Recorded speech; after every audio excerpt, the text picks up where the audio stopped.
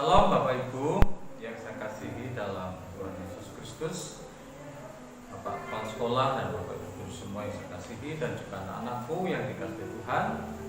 Sebelum kita memulai seluruh kegiatan dan aktivitas kita sepanjang hari ini, mari terlebih dahulu kita bersama-sama berdoa, minta pimpinan Tuhan supaya Tuhan terus menyertai dan menolong kita.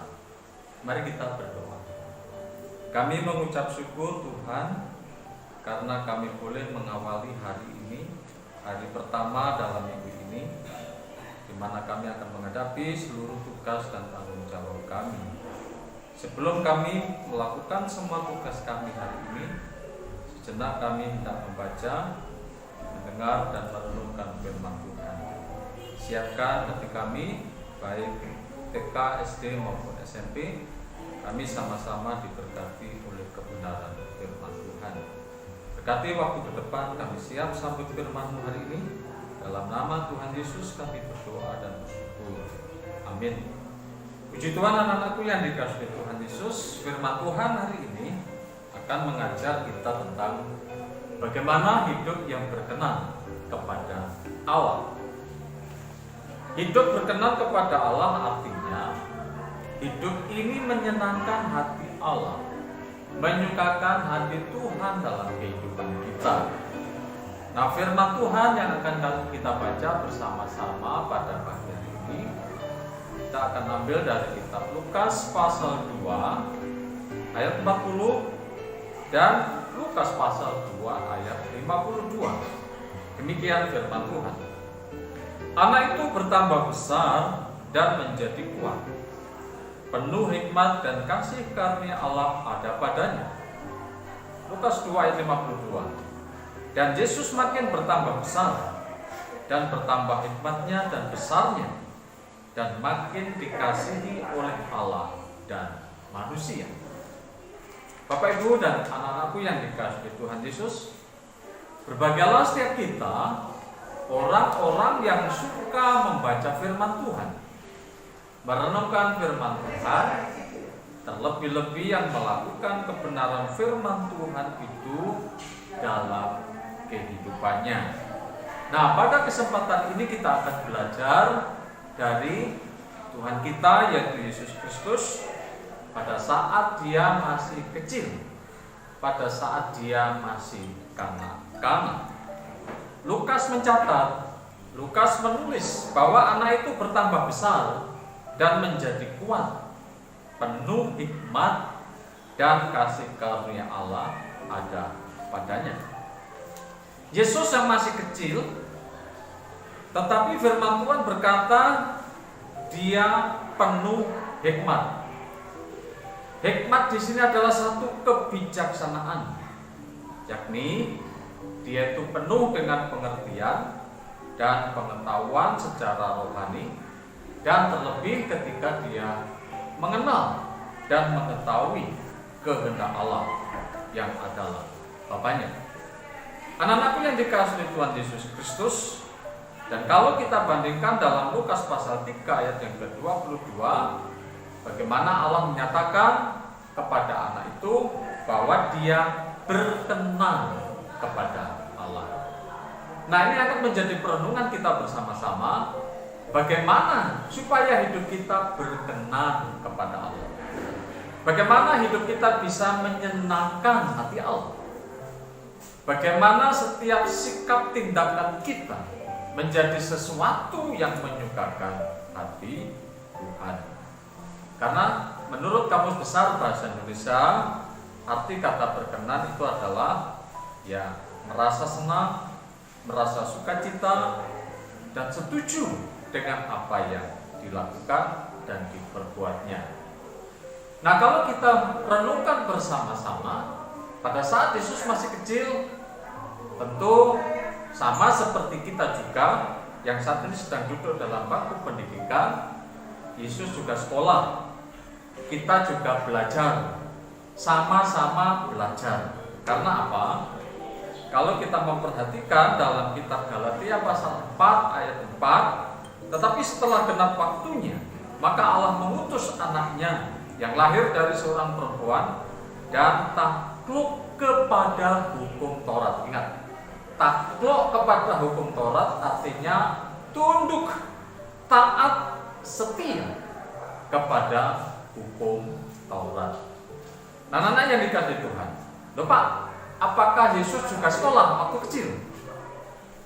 Tentu pendidikan pada zaman Tuhan Yesus beda dengan pendidikan pada hari ini.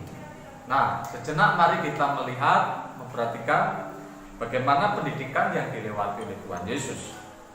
Tuhan Yesus dalam pendidikan orang-orang Yahudi. Ketika Yesus masuk dalam sistem pendidikan orang-orang Yahudi, Alkitab mencatat bahwa Yesus lahir, kemudian setelah umur 8 hari, maka dilakukan yang namanya sunat.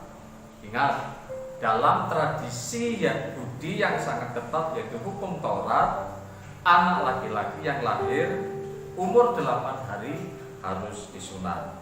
Nah, upacara sunat ini dalam bahasa Ibrani ditulis dengan kata Brit Milah, yaitu perjanjian sunat yang masih dipegang teguh oleh orang-orang Yahudi ketika Tuhan mengikat perjanjian itu kepada Abraham. Nah, kita lihat ada 4 tempat lokasi yang harus dilewati dalam pendidikan orang-orang Yahudi. Yang pertama yaitu Bet Sefer. Ini sedikit belajar bahasa Ibrani ya, Bet Sefer. Apa Bet Sefer? Bet Sefer itu adalah rumah kita. Ya, Bet itu bait, Bet Hakmidas, Bet itu adalah rumah tempat. Jadi Bet Sefer, Sefer itu kitab. Jadi kalau Bet Sefer itu adalah rumah kita. Nah, di Bet Sefer ini atau rumah kitab ini, anak-anak Yahudi yang berumur 5-6 tahun, mereka mulai mempelajari huruf-huruf Ibrani. Apa saja contohnya huruf-huruf Yunani?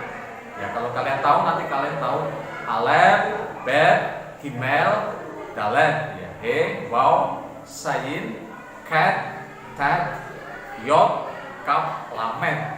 Nah, ini mirip memang dengan bahasa Arab ya, Alif, Bata. Nah, anak-anak yang dikasihi Tuhan, ketika anak itu umur 5-6 tahun, mereka wajib masuk Bet Sefer untuk bisa mengenal huruf Ibrani.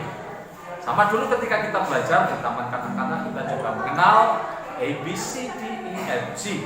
Nah, setelah itu naik lagi ke level selanjutnya, setelah bisa mengenal huruf-huruf itu, maka Yesus juga mulai membaca Sema, yaitu ayat-ayat pendek kitab suci. Kemudian 1 pasal kitab Kejadian.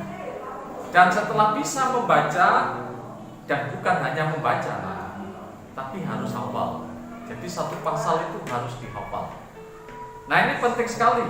Bagaimana orang-orang Yahudi pada usia-usia kanak-kanak sudah dilatih mengenal huruf-huruf Ibrani dan juga membaca bahasa Ibrani itu antara usia 5-10 tahun. Anak-anak yang dikasihi Tuhan, ketika Bapak Ibu guru kita memberikan tugas menghafal ayat, tolong jangan abaikan itu. Itu penting. Kenapa saya katakan penting? Karena firman Tuhan yang kamu hafal itu akan menjadi bekal dalam hidupmu nanti. Itu akan menjadi penuntun dalam hidupmu ketika engkau hafal firman Tuhan. Makanya saya juga suka menghafal firman Tuhan, khususnya Yohanes 3:16 ya. Karena begitu besar kasih Allah akan dunia ini, sehingga Ia telah mengaruniakan Anaknya tunggal, supaya setiap orang yang percaya kepadanya tidak binasa, melainkan beroleh hidup yang kekal. Dan terus ketika kita banyak menyimpan firman Tuhan, saya percaya hidupmu, kata-katamu, sikapmu itu akan terbentuk dari firman Tuhan yang kamu hafal, dan itu akan membuat hidupmu menjadi berkenan kepada Allah. Nah, anak-anak yang di Tuhan, penting bagaimana kita memikirkan, merenungkan, mempelajari firman Tuhan, bagaimana hidup kita berkenan kepada Tuhan. Biarlah hidupmu hari ini menjadi berkenan dan menyenangkan hati Amin. Mari kita berdoa. Kami bersyukur Tuhan oleh kebenaran firman-Mu yang sudah mengajar kami pada saat Yesus yang masih kecil, tapi dia terus belajar dalam sistem pendidikan orang-orang Yahudi dan bagaimana kitab Taurat itu diajarkan. Dan biarlah ini juga menjadi kesukaan bagi kami ketika kami boleh membaca dan merenungkan firman Tuhan. Semakin banyak firman Tuhan yang kami hafal, itu akan membentuk dan mempengaruhi kami. Dan biarlah hidup kami senantiasa berkenan kepada Tuhan, sehingga hidup kami terus memuliakan nama Tuhan. Biarlah belajar kami serius dan sungguh-sungguh. Berkati proses belajar mengajar hari ini, Bapak Ibu Guru dan juga Kepala Sekolah. Dalam nama Tuhan Yesus kami berdoa dan bersyukur.